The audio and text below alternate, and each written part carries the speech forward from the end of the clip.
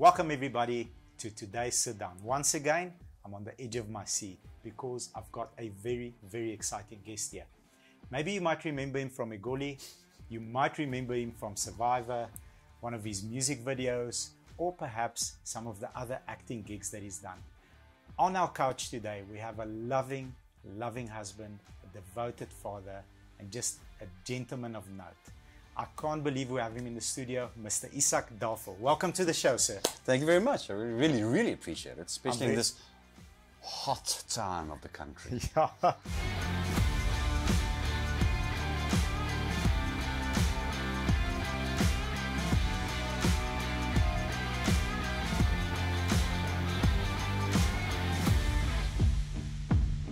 I see you came prepared. Yeah, I like the shorts. I'm gonna ask if I may wear shorts on the next one because I think that looks more comfortable, especially with the hot food, man. Oh no, it'll just feel more comfortable. I agree. I think. I don't know. I don't know if I'm gonna get the permission, but I'll ask. Yeah.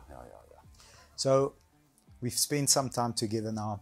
You're a cool guy. You nothing like I expected. There's no ego. You told me you lived up the road. Very calm, very collected, very poised. How does the 17-year-old version of Izak look? If he walks into the room, sits here, have you got it all figured out? Life is laid out on a silver platter, here we go. Or is it slightly different? At 17, look, I'm one of those. It could be seen as a negative thing, but I don't see it as anything negative. People always ask you, where do you see yourself in 10 years? Yeah. All right, so that's an amazing question. At 17, I had no idea. At that stage, what's 17? You what? Grade 11. Yeah, it's very confusing. We're the same age, so yeah. So 17 depends when you start at school, but grade 11. Grade 11, just before matric. You matriculated at 18. At that stage, I just started doing ballet at school, and my plans were that I wanted to become a biokineticist or a physiotherapist, and then I started doing ballet. And I went on to study ballet. Then I went from studying ballet into musical theatre. Then I went back to the singing, and then I went to the acting. So the 17-year-old kid that would have come to sit here would have said, I want to go to a European dance company. Okay. That's what he was. That's very different to a 17-year-old young Afrikaans male that grew up in the 80s. Oh, definitely. Look, I just think it's still one of those. There's a stigma to guys that want to dance. It still hasn't completely disappeared. So they just keep quiet and they just go do it anyway. Yes. But that's what makes artists. Yes. Whether you're a singer, a dancer, or you do sculptures, you just create. And as long as you just keep that creativity going, you'll be fine. Got it. So you matriculate. You're out of school. How does life grip you and take you on this exciting journey that you've been on? How does that happen? Is it you get picked up one day like, oh, this kid has got talent, come here, sit next to me, let's have a conversation.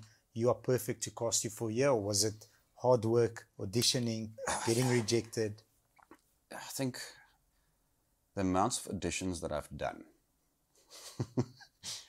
are so many, I can't even count them. So yeah, you got to go out there. You got to go audition. You can't just sit there and wait for someone to pick you up. Look, in today's age, it's slightly different because we've got TikTok. We've got Instagram. So you get this instant fame from TikTok and Instagram and Facebook or whatever the case may be. However, if that wasn't there, you'd still have to go for auditions. I still go. I'm 39 now. I still go for auditions.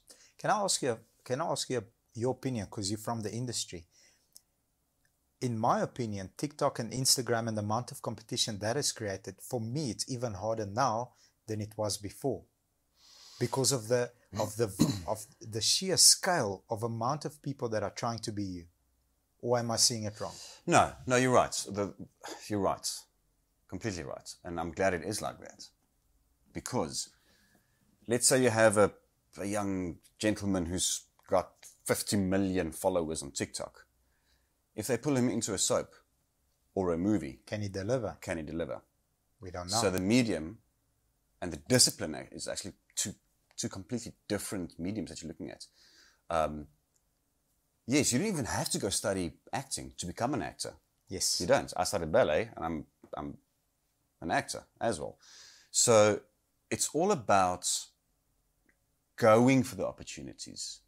Back to TikTok. No matter the platform, yeah. No matter the platform. I think my generation, our generation, I'm still a little bit old school, I guess, which I like.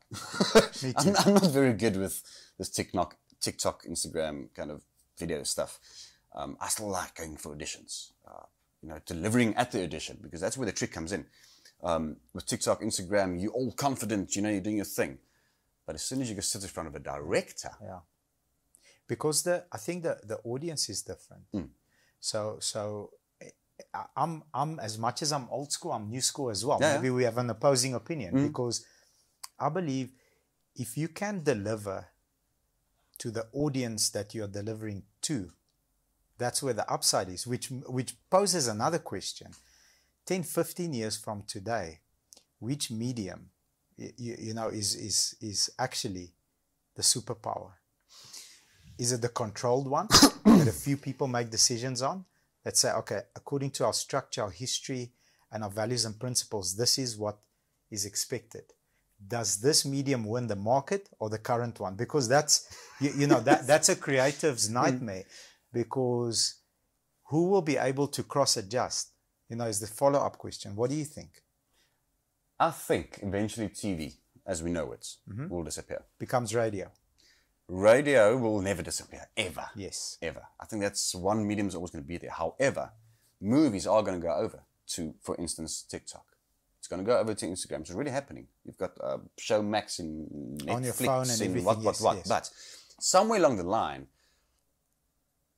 they might go, you know what? Let's give TikTok an hour video that you can post. Yes. There's your new movie. Yes. So what's going to happen with the movie houses of the inrij? Because the inrij already disappeared how many years ago? Yeah, and that was the thing. Nobody would have thought that would go away. It's. I don't think we must be upset about it at all. It's just, that's how it's going to be. So use it. And the interesting thing is, I get a lot of inspiration from these kids on TikTok. Me too. Story-wise. Me too. Because I'm 39, going for 40 now. The way I grew up is completely different to what kids are going through now. So to a certain extent, we can actually just, feed us of how your life's going, so that we can kind of adapt to life. And I mean, we're sitting in a studio that was, in the realm of what built by a bunch of amateurs. Everybody on our team, well, nobody on our team actually has a film degree. Nobody on our team went and studied and received a massive marketing degree. Yet, with a bit of creativity, a lot of hard work, and just commitment, we are able to produce content that nobody has to okay. Exactly. And you don't need to belong to the right social club or have the correct surname and have somebody say, okay, this guy's with me, your content may go on. That's exciting for me about the future. Look, I still think they're going to somehow try to regulate it. Unregulatable, in my opinion. I agree. But with the young ones, no, they're going to go, whatever, dude, I'll just find another platform. That's it. And there you lose your... As long as you practice your right of freedom of speech and you deliver a message that has an audience, because the real consumer is the end user. That's who decides. Yeah, they put the food on our tables. Absolutely. I love our really conversation. Thank you for being open-minded. It's, yeah. Having said that, if you could go to that one or two initial auditions, because creating a piece of content is an audition. Hey, what's up? I'm Izak, and I've got a story to tell. I'm compelling. You're a good-looking guy. I'm compelling. That's a form of audition to a 17-year-old, 18-year-old today. What would you take with you, having such a enormous career, on your shoulders, that would serve you and perhaps the young generation of content creators that you were like, shucks, I learned this in year 10. I wish I knew this. Damn it, man. I could have. The answer is very simple. Please. Confidence. Confidence. And secondly, believing in yourself, because it's trusting yourself. I'm going to give you an example. Like with my acting classes, you get these students and they do this beautiful, beautiful monologue, but I can see they don't trust their own emotions enough, and that brings you back to confidence.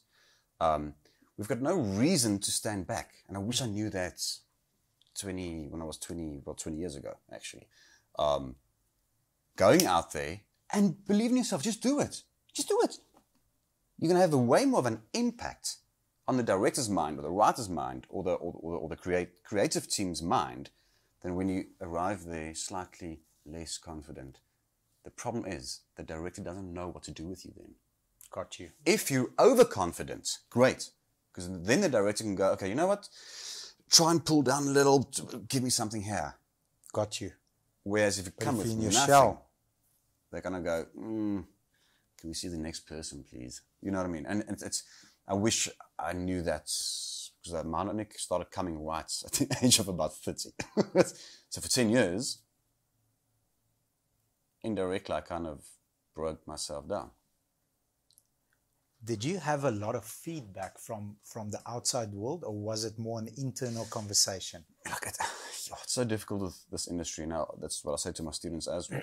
One, when people laugh at you, great. When people say you're horrible, great.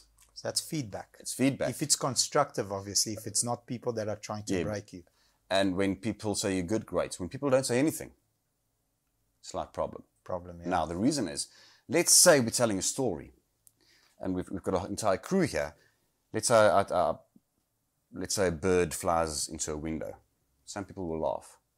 Some people will be sad. Someone will be angry.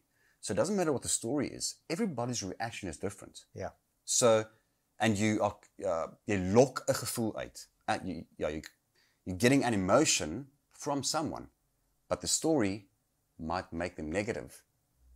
Then they will say you're horrible. Got you. And that's fine. Got you. You've done your job. You created an emotion within someone that's busy watching.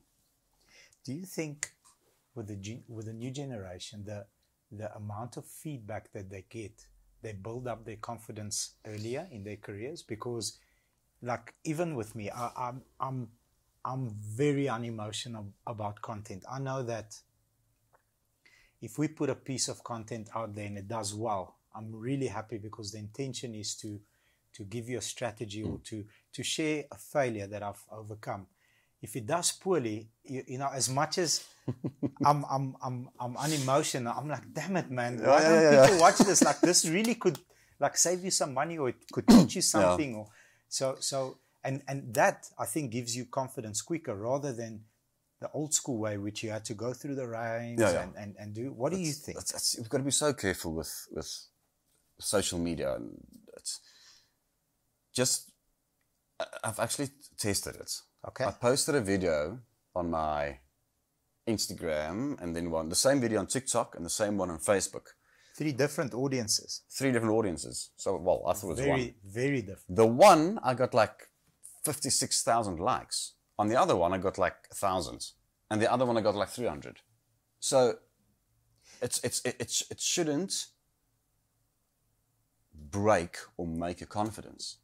It's maybe not the right audience that you're sharing it to. Exactly. But just because the one has 56,000 likes and the other one has 300, it actually shouldn't do anything to your confidence or your storytelling or your content. That video might have a bigger impact on the 300 likes than the 56,000 likes. That's what I wanted to ask, because maybe not wide is maybe not always the right messaging, maybe narrow and deep. And if you look at stories or movies, 50 billion people might like Superman, Top Gun, and only 300,000 might like Top Gun. Still good movies. Yes. Got you. It's just personalities just like red instead of blue. Got you. If that makes sense. 100%. I've seen it with my own stuff. I post. I've got nice following on Facebook, and I engage. I write to people, and then I post something on LinkedIn. I'm like, these are. That's a different one. I just don't get yet. Yeah. So I post stuff on LinkedIn, which I'm like, I need to be active. People look me up. They need to see I'm active. And then that one does so well. I'm like, no, don't do well here. No, stop it. Do well here. Don't, no. Yeah. Like, pull it off here. But it's true. It depends. It all depends. Now, if you go back in your career and you feel like, okay, rewind a little bit, fast forward a little bit. These are 3 or 4 failures that you've had that you think, wow, man, almost like a landmine, but I failed here because I wasn't ready for this problem, or I needed to, develop something else to level up. You don't mind sharing. I know every successful person has had failures. That's why you're successful. You've overcome them. You see, I don't believe in failures at all. Not? Okay. At all. Life's a journey. Okay. You will never be prepared for what comes next. Ever. It doesn't exist. And you can tell me, you can give me books and tell me, here's the recipe. Please don't come to me with that nonsense. Okay. You never know what tomorrow brings. You don't ever know. And you can't be ready. It's impossible. You might be a billionaire with the most money in the world. And have a heart attack. And have a heart attack. Yeah. Or an incurable disease. Disease. Steve Jobs. Yeah. So, I've never ever been ready for anything. Okay. Ever. Okay. Things happen to you. And then I adapt. But that's my personality. Yeah. And a simple example is, like for instance, my grandfather was my hero. He was my hero. When he passed away, I cried for 2 days. Then my personality goes, you know what? It happened for a reason. So, carry on. And if I had to play a scene where I have to cry, it's no use thinking about that. No. At all. It's not going to make me cry. Really? Because it's processed already. It's processed. So I can't go back there. Interesting. I physically have to sit there and become sad. Interesting. And that's what I teach my children, my students as well. Your rules can't apply to mine, especially when it comes to the arts. I mean, business, it's a different story. But when it comes to the arts, it's not like maths. Maths is simple. Business. There's a formula. There's a formula, and apparently if you put the right numbers into the right place, you get the right answer. With the arts, you can't do that. Because, a stupid example. If I give you a color, what emotion comes to mind? Green. Emotion, I'm happy. Green, because if you say green, I'm in my garden. Okay, great. Happy. I get a lot of answers where students say jealousy, hatred. Oh, no. I'm in my garden. You see, so if let's say we're playing a movie scene, I'm telling everyone, please play the scene green. There'll be different emotion. The movie won't work. Yeah, you know what I mean? So the same rules can't apply. However, you need to be open. Because there might be something that you can use. As an artist, you need to copy. Of course. In business, you need to copy what works. Absolutely. So copy what works. Just paste a little bit of yourself on top of that, your own personality and a point of view, and boom, you've got a winning recipe. Beautiful. So failure, I don't know, it's such a difficult word, because as soon as you, and that's one thing I'd like the young people to just understand. You can't be a failure. You can't fail at something. You can't. Spoken like a true Stoic. What's that? A Stoic. So let me teach you about Stoicism. So a recent concept that I've just head first into the swimming pool of Stoicism. So our company has a book club, and we do a book a month. Everybody in the company reads it. They write a report, and then we have almost like a 2-hour discussion as a company. What have we learned? It's normally strategic business books, mindset books. And a couple of months ago, my running mate, he's in the studio, Vince, he says to me, you have to read this book. The obstacle is the way. I'm like, okay, cool. If you say I have to, I'm going to do it. I get recommendations all the time, but I value his opinion. Obstacle is the way. I do the book. And Stoicism goes about the obstacle is the way. Whatever is aina, whatever is sore, you have to pass. You have to pass through that. You have to accept that going through this will level me up to the next point where I need to be. So, there's the greats, Marcus Aurelius, there's Seneca. So go and dive into the subject of stoicism. I'm going to. It's absolutely, you're a naturally born stoic because it's funny you say that because I can't live without obstacles. Good. I just can't. That's how you grow. Yeah, and it's kind of weird because like in the last couple of months, when I'm at home, maybe I just want to take a afternoon nap, but I can't. It just feels so awkward. Jeez, man, I'm not feeling. Especially since this beautiful lockdown that we had. Pressure. Yeah, sometimes, but that's one of my weaknesses. Is I just sometimes you got to be quiet. Sometimes you just got to accept that there needs to be silence. Yeah. So, interesting. Even of late, like off camera, I said to you, man, our company's exploding. We're growing. I've never worked this hard in my life. I'm like pushing myself. And Vince and I have a conversation the other day, and he says to me, "When last did you listen to radio?" I said, "No, I don't listen to radio. I listen to books." He said, "Okay. When last have you watched a movie?" I said, "Geez, like the last movie that I watched was Top Gun when it came out." The first one or the second one? The second. We're not that old. So the second one. Then he says to me, "But how are you going to get that creativeness back into you? Because now we always use the term, we chop wood. But somebody needs to climb the freaking tree and say, listen, don't chop that way, chop that way." So I agree with you. You have to sit down. You have to be silent. You have to watch a movie. You have to laugh. You have to watch a comedy because it's necessary. And also, I don't know, it's just me, but I need to be very careful about making choices and decisions when my mind's too busy. And I believe that's for myself, not for everyone. I really have to go to that silent place, that calm place, to make a choice. To process it. And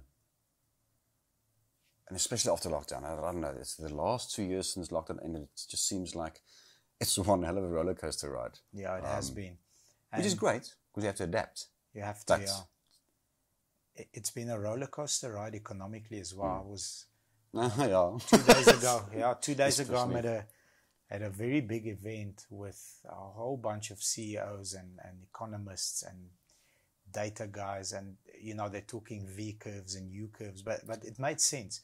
The V curve recovery was lockdown brought everything down, and then everything shot back up like a minute later. Most industries, automotive shot up, but now we're coming down into a U curve because now that rush, that high of post-lockdown sales, post-lockdown good economy is now 5 times the interest rate has gone up since January. Now we're feeling the effects of lockdown, not straight after because everybody was charged and ready to go. So it's interesting world that we live in. Very, and I can't wait for 2023. Me too. This year's it's been tough. It's been good. It's been good. It's been great, but it's been tough. The techies are getting thin. So my next question that I'm going to ask you, it takes a village to raise a man. It takes a big village to raise a great man like you. I know your grandfather had a big influence on you. Maybe you can share with us how he shaped your upbringing, and maybe 2 other people who, once you met and interacted with, perhaps just, gave you a different perspective that turned you in life. So many. Okay, so both my grandfathers and both my grandmothers had those amazing people. My superhero Opa, he was a farmer in the Free State, Denison district. So obviously, and we lived in Benoni and Pretoria. Couldn't wait to go. I couldn't wait. Yeah. And I mean, he said, there's a tractor, go. I'm like, I can't drive a tractor. He says, well, figure it out. I'm like, okay. So definitely my grandparents and my mom and dad. I mean, we tight. I'm my mama's boy. And my in all honesty, me too. Yeah, no, it's just how it is. My dad always says to me, you and your mama, you're attached to the hip. So, you see, I don't have people like Nelson Mandela or, I don't know. I don't have celebrities that ever really inspired me. Mine's pretty much my parents, my grandparents, my brothers, and my wife. That's my inspiration. They keep me going. So, let's say, let me ask you the question this way. Landmines in your industry, in the film industry, in the marketing industry, what do you think, in your opinion, is one or two of the biggest landmines that we could reveal to the audience? Because people watching want to say, okay, Izak gave us the GPS coordinates of this landmine. I'm not going to step in there. What do you think are some of the biggest ones? I think ego. The biggest one is, okay, this is going to take me back to the youth and just the personal. And majority of the older actors will tell you the same. If you want to go into the arts, sing, acting, because you want to be famous, big landmine. Big landmine. Big landmine. Chasing the fame. Chasing the fame. Okay. As much as you need to respect business, you need to respect the arts. You are never, ever bigger than the arts. Never. Never. Okay. And that's one thing that I'd like the youth to just understand. If you want to go out there and act and sing and dance because you want to be famous, you make a mistake. Okay, so that's the one landmine. The other one is people tend to think that if you're a celebrity, you've always got work. So I've been in this industry for 20 years. Just guess if I had to add all the work together, I'd come to about 8 years of work. Just 40% of the time. 40% of the time. 60% of the time you are unemployed. Yes. That's tough.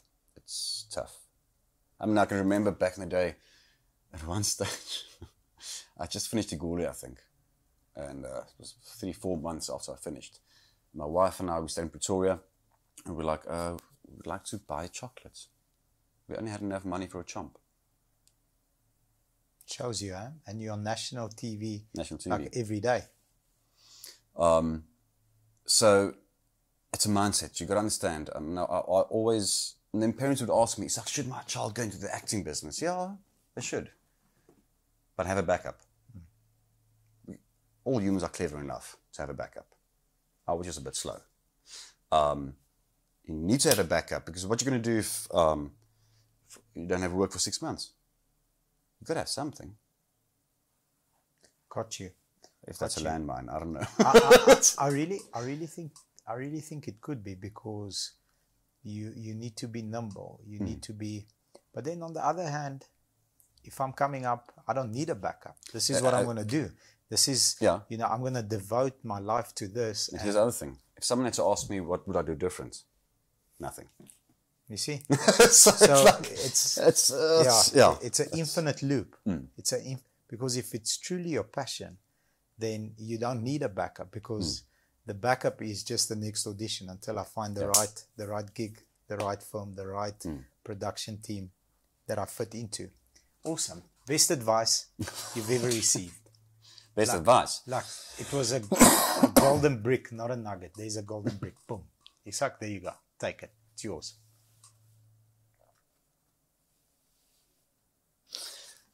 My first ballet teacher, Manuela de Gobea.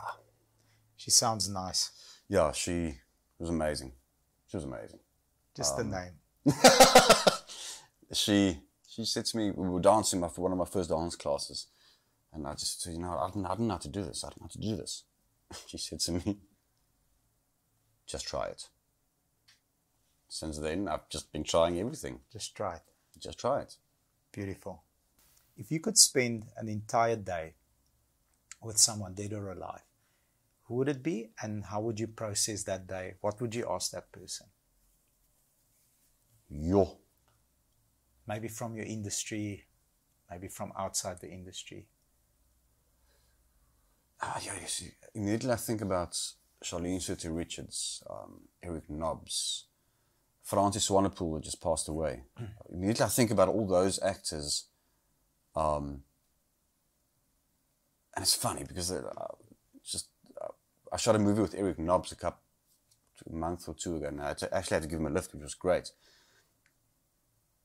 If I could just sit with them, those kind of actors, and they could tell me all their stories from when they started to where they're at now, before they passed away, obviously. Because I love stories. Yeah. There's so much to learn. Me too. That's stories. Why we've created the show. There's so much value in what you have to say. It's like, I would say Charlene Sophie Richards probably because she had quite a roller coaster career. What would you ask her? teach me. Teach me. Teach me. Or just, I don't know, give me a note a day. It's almost like my dad sends us always because hy's 'n dominee. So hy stuur elke oggend vir die hele gemeente 'n WhatsApp boodskapie. I'd almost ask her to say, just send me something every morning. What's on your mind? What you're busy processing in your mind? There's so much to learn from the older actors. So much. And it's a pity that most of them are sitting without work now. Yeah. That's why I always say to them, write a book. Yeah. Write a book. Or don't just make notes. I don't know. Tell your story. Tell your story. I mean, Eric Nobbs told me about a story. They shot some movie in Namibia in a dry riverbank or dry river. They were busy shooting, I don't know if it was Americans or British, but it was an overseas company that shot the movie. They were busy shooting. The caravans are in the river. I mean, it's dry. There's no water. And the next moment they heard a noise. And it just became louder and louder and louder. And when they all turned back, they saw this river coming down. He said he's never seen people run. They dropped the cameras. They just ran. And this entire river came down. Caravans gone. Cameras gone. Wardrobe gone. Now, it's crazy. Jeez. But where are those stories? First car. What was your first car? A Nissan 1400 Bucky. Nice. What color? Was white. With a canopy. Any interesting stories? Yeah, I don't know if you share them. Okay, so I started now, I'll share it. So, you know, a Nissan 14, sorry to interrupt you, can pick up more chicks than a Lambo can. Oh yeah, no, for sure. Like a lot more. A lot more. Lambo 1, maybe 2. 1400. 1400. 1400. There we go. Seems like you had some experience. I'm studying ballet. Didn't really have much money for food, so I'd tell I was in hostel. Koolhuis. Hostel. And I'd say to my fellow students, look, pay me $5, I'll give you a lift to the arts campus. $5. Okay. And my dad still doesn't know, but now he's going to know. So this one afternoon we had a couple of beers and obviously I said to the guys, look, $5, I'll give you a lift. But now I'm not, with 2 beers, you kind of start feeling lekker. For extra $2, I'll have 2 more beers and then we'll see what happens. Nobody knows. At that stage, the bucket still had a canopy. Wow. And I had discipline. I always closed the canopy. But obviously I had 2 beers now. So I reverse. And the canopy door's still open. I hit the wall. The entire door just ripped out of that. So that holiday I had to go home. And I said to my dad, I don't know what happened.